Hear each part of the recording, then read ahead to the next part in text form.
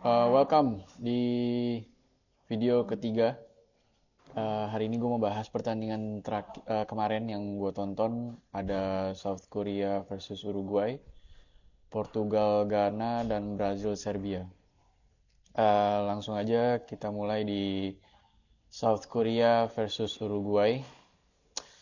Eh, Uruguay bermain dengan 4-3-3 dan untuk di depannya ada Suarez, sebelah kiri Nunes, dan sebelah kanannya ada di Pelistri. Tiga depan, tiga midfieldernya ada Valverde, lalu ada Vecino, dan Bentancur. Di belakangnya ada Godin, Caceres, gue lupa dua lagi, sebentar gue cek. Oh, Jimenez sama Oliveira, kiper Arrowhead. Eh, jadi pertandingan ini sih menurut gue benar-benar apa ya, lack of quality dari kedua tim. Padahal di atas kertas Uruguay itu jauh lebih unggul dibanding South Korea untuk gue, karena praktis di tiga midfieldernya itu ada Valverde, Vecino, sama Bentancur.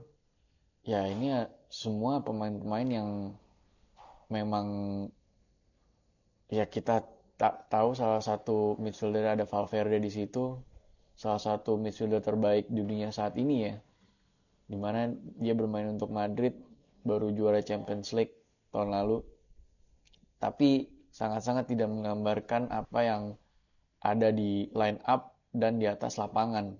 Instead mereka bermain long ball, tidak ada kombinasi satu dua, jarak antar pemain terlalu jauh, terutama lini tengah dan lini depan. Jadi kalau menurut gue Korea ini justru lebih menguasai lini tengahnya di pertandingan kali ini gitu. Tapi yang seperti gue mention di awal, lack of quality. Kalau pemain lu nggak ada kualitas ya lu susah untuk cetak gol. Dan memang pertandingan ini kosong-kosong ya. Eh Kalau kita lihat di statistiknya aja, Uruguay itu hanya punya satu tendangan on target, which is Darwin Nunes. Dan Korea zero shoot on target gitu. Jadi pertandingan ini benar-benar kacau sih, benar-benar nggak, untuk penonton netral gitu ya, benar-benar nggak enak banget untuk ditonton gitu. Walaupun eh, Korea punya satu peluang emas, strikernya Huang ya, itu di depan gawang, di cutback umpan, tapi ya bolanya melambung ke atas jauh. Asli ini pertandingan sih sangat-sangat apa ya, membosankan ya. Dan Uruguay sih seharusnya di atas kertas bisa menang, tapi gue nggak tahu ini pelatihnya instruksinya apa ya, karena memang bermainnya long ball, nggak jelas. Suarez juga nggak bisa ngapa-ngapain. Kalau memang em, Uruguay ini bermain crossing lalu long ball ke depan, menurut gue Darwin Nunes ini nggak bisa dijadiin opsi untuk eh, bermain di winger ya. Mendingan lu pasang winger yang memang punya speed, walaupun Nunes juga punya speed, tapi Nunes ini kan lebih striker lah, lebih ke striker gitu. Jadi untuk supply bola ke tengah ke Suarez itu ya agak susah gitu. Walaupun Suarez juga bermain buruk banget ya. Ya menurut gua orang Suarez ya udah habis lah masanya. Diganti Cavani pun Suarez, Cavani pun juga ya juga nggak bisa ngapa-ngapain gitu. Simply menurut gue pertandingan ini nothing special. Jadi gue kira bakal ada kejutan lagi dari pihak Asia gitu, perwakilan Asia. Gue kira South Korea bisa mengambil poin penuh, ternyata nggak bisa. Kita lanjut ke pertandingan kedua, Portugal melawan Ghana. Nah, Portugal bermain di atas kertas 4-3-3. Bruno 4-1-2, 4-1-2-1-2, sorry. Jadi Ruben Neves DM, dua midfieldernya itu ada Bruno Fernandes sama Otavio. Sorry, ada Bernardo Silva, Otavio. Lalu di belakang dua striker itu ada Bruno Fernandes. Dua strikernya Cristiano Ronaldo dan Joao Felix. Nah, tapi yang gue lihat di lapangan itu simply bermain 4-3-3 ya. Jadi Bruno Fernandes di right flank, right winger. Joao Felix di sebelah kiri, strikernya Ronaldo. Dan di tengahnya ada Otavio sama Bernardo Silva lebih ke box to box midfielder. Terus di DM-nya tetap Ruben Neves. Nah, apa ya, Portugal ini memang dari tahun ke tahun ya bermain, ya kita tahu lah, nggak bermain sepak bola yang indah gitu. Jadi bermainnya itu crossing-crossing. Sedangkan lo tuh punya di right flank lu punya Bruno Fernandes dan lu punya Bernardo Silva gitu. Sebenarnya kalau mereka mau bermain possession base tuh bisa banget ya kalau menurut gue. Tapi ya yang mereka lakukan adalah crossing-crossing ke tengah gitu, berusaha untuk memberikan bola ke Ronaldo. Sedangkan Ronaldo itu udah dijaga 3 orang di dalam kotak penalti gitu. Jadi ya simply pertandingan ini juga dibilang banyak peluang juga enggak gitu.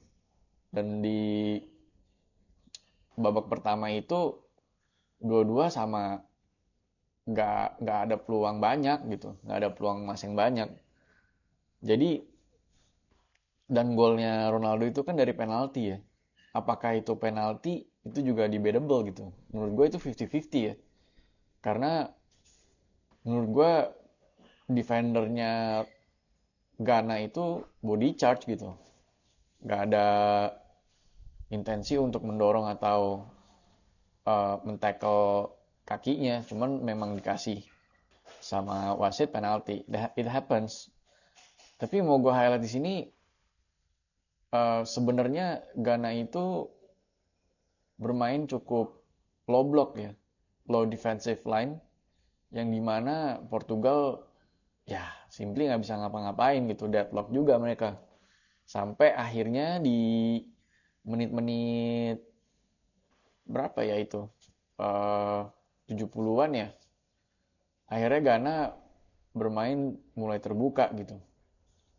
Banyak banget space yang ditinggalkan sampai akhirnya gol kedua dan ketiga tercipta ya dari Joao Felix sama Leao.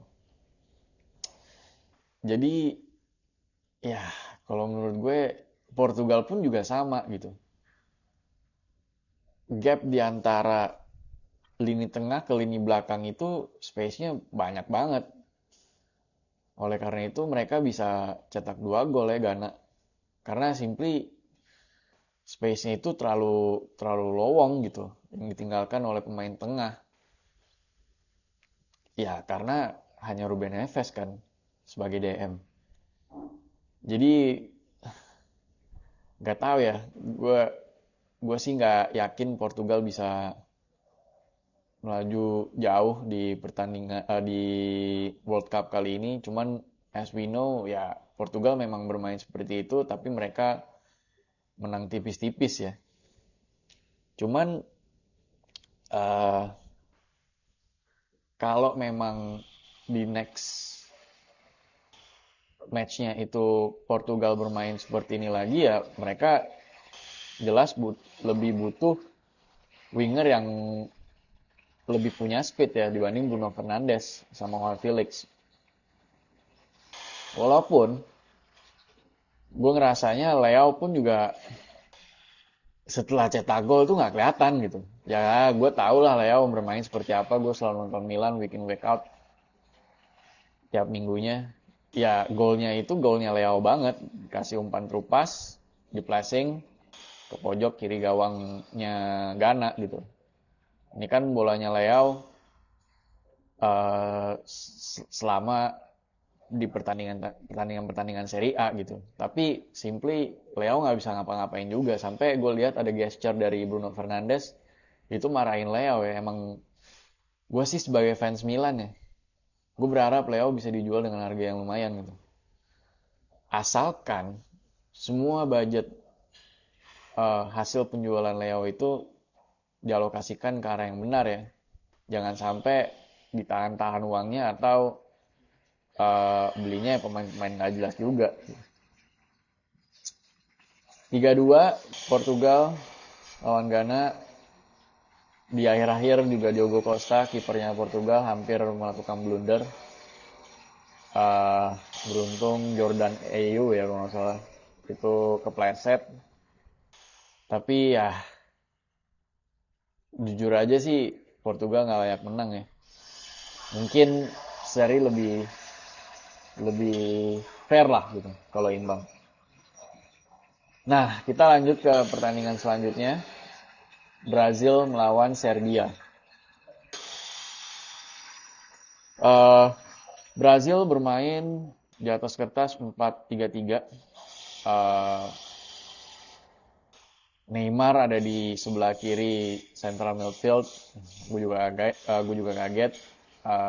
Lalu di kanannya ada Lucas Paqueta dan DM-nya ada Casemiro. 3 di depan ada Richarlison, Vinicius sama Rafinha. Tapi di atas lapangan Neymar bermain sebagai nomor 10 ya, atau kita bisa bilang nomor advance number 8 gitu. Jadi lebih bermain sebagai playmaker, attacking midfield. Sebelah kirinya Vinicius, strikernya Richarlison, kanannya ada Rafinha. Nah, untuk pertandingan ini Brazil juga sempat deadlock ya kalau menurut gue di babak pertama gitu. Karena memang rapatnya lini belakang Serbia membuat Brazil kesulitan. Tapi kenapa mereka bisa kesulitan kan? Karena ya simply Brazil bermain skill individu gitu. Walaupun beberapa kali ada kombinasi 1-2 Paqueta dan Rafinha yang shootnya Rafinha itu masih terlalu lemah gitu ya. Tapi ya mostly mereka bermain dengan skill individu. Entah Neymar lah, entah Vinicius lah. Dan Richarlison lebih menunggu ya. Gue sempat nge-tweet Richarlison over Gabriel Jesus question mark. Karena ya kita semua tahu ya Richarlison jarang bermain di Tottenham juga gitu. Walaupun dia bermain mostly dari bangku cadangan. Sedangkan kontribusi Gabriel Jesus ya sangat-sangat besar untuk Arsenal. Walaupun ya lately dia udah jarang cetak gol, tapi kontribusinya masih cukup besar gitu untuk Arsenal. Jadi ya mungkin Cice lebih milih striker yang menunggu di depan ya. Striker murni yang tinggal nunggu bola dan cetak gol. Karena terbukti di 2 gol ya Richarlison itu ya tipikal striker murni yang tinggal tunggu di depan gitu. Gol pertama dari Vinicius di tepis sama kiper, lalu Richarlison tinggal tap in. Menurut gue itu golnya juga ya dibilang hoki, setengah hoki lah. Karena memang bukan pure dari set play. Dan gol kedua itu, aduh, apa ya? Golnya keren by the way. Tapi kalau lu lihat ya di highlightsnya mungkin, kalau lu nggak nonton, itu simply nggak dijaga gitu sama dua backnya Serbia, Milenkovic sama satu lagi gue lupa siapa. mereka hanya terpaku sama bola gitu. Jadi mereka fokusnya tuh ke bola. Sedangkan Richarlison tuh ada simply cuma ada Richarlison di situ. eh Cutback lini kedua ya lah kalau kita bisa bilang, dan nggak ada penjagaan sama sekali gitu. Jadi Richarlison dengan mudahnya gitu eh tahan bola dan setengah volley kali ya, setengah salto lah, tendangan volley akrobatik, yang dimana kalau misalnya itu dijaga sama defendernya Serbia sih menurut gue nggak akan terjadi gol ya, karena kan susah lo first touchnya bola agak melambung lalu dia agak salto gitu. Kalau itu ada penjagaan dari defendernya Serbia sih nggak akan bisa kayak gitu Richarlison ya. Dan overall Brazil juga ya dibilang bermain cantik juga enggak gitu. Jadi tapi ini tipikal Brazil ya. Walaupun Neymar nih cedera ankle kemarin, baru tadi pagi ngeliat fotonya, ada foto di Twitter si Neymar ini ankle agak bengkak ya. Ya kalau menurut gua sih next matchnya dia nggak bisa main tuh. Tapi we'll see. Kalau menurut gua ya gimana ya, Serbia juga bapuk ya kemarin. Mitrovic tuh ampun-ampun sih kalau menurut gua, nggak bisa ngapa-ngapain gitu. Walaupun ya kayaknya sih nggak ada peluang emas juga gitu yang dibuat oleh Serbia. Simply Serbianya bapuk, Brazil juga kalau memang Brazil bermain cantik ya, Brazil memang tim hebat, itu semestinya Brazil bisa cetak 7 gol kali kayak Spanyol kemarin lawan Costa Rica. Tapi in fact ya mereka hanya mampu cetak 2 gol gitu karena banyak banget skill individu yang apa ya, yang gampang dipotong lah, terus shooting dari lini kedua, shooting jarak jauh, yang Rodrigo, aduh, yang seharusnya lo bisa oper gitu ya ke samping, lebih eh, kombinasi gitu, set play, tapi mereka malah shooting gitu. Ya ini tipikal Brazil lah ya, skill individu yang dipertontonkan, which is menurut gua kurang efektif kalau lo ngelawan tim besar, apalagi kalau lo ngelawan tim lo yang defendernya bagus gitu secara kualitas. Terlalu banyak kesalahan individu juga, individual error kemarin dari pemain-pemain Serbia. Ya, apakah Brazil layak menang? Menurut gue ya oke lah. Tapi gue sih nggak begitu impress sama Brazil cara bermain mereka seperti kemarin ya. Karena simply lu kalau ketemu lawan-lawan yang kuat, lebih kuat dari sisi defender ya, itu habis sih Brazil. Dan Brazil pun bermain ya menyerang ya, jadi di belakang tuh banyak banget space yang ditinggal gitu. Tapi yang seperti gue bilang tadi, Serbia depannya juga bapuk gitu, nggak bisa ngapa-ngapain. Kalau lawan tim besar, gue rasa sangat-sangat bisa dieksploitasi tuh Marquinhos dan lain-lain. Dan dari sisi uh, fullback ya, kiri dan kanan, Alexandro dan Danilo ya, Alexandro ini menurut gue udah habis ya waktunya. Di Juve juga udah menurun banget permainannya. Danilo juga bukan right back Brazil yang selama ini kita kenal gitu dari zaman ke zaman. Ada Cafu, ada Dani Alves gitu ya. Di masa jayanya Dani Alves, Danilo ini pemain mediocre gitu menurut gue. Jadi ya but still kemungkinan Brazil bisa melaju sampai semifinal ya, tapi untuk jadi juara sih susah. Kenapa dia bisa nyampe semifinal? Karena simply pemain depannya ini berkualitas ya, terutama Vinicius Junior sama Neymar gitu. Tapi we'll see. Neymar cedera, ankle bengkak. Apakah bisa melanjutkan permainannya di next match?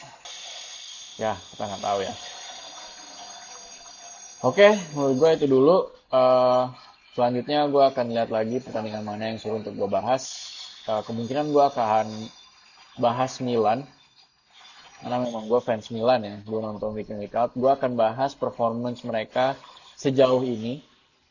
Kita lihat udah belasan pertandingan, 13 atau 14 pertandingan gitu, gue lupa. Gue akan bahas di next video gue bagaimana performa Milan so far. Oke, I'll see you in the next video. Thanks.